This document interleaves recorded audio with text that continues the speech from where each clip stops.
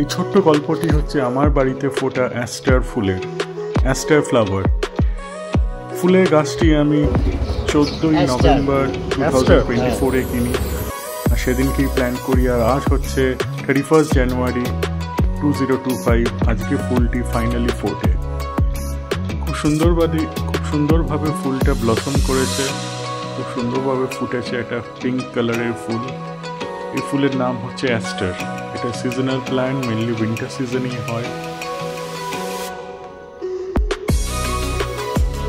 মধু খেতে এসছে অনেক পিঁপড়ে।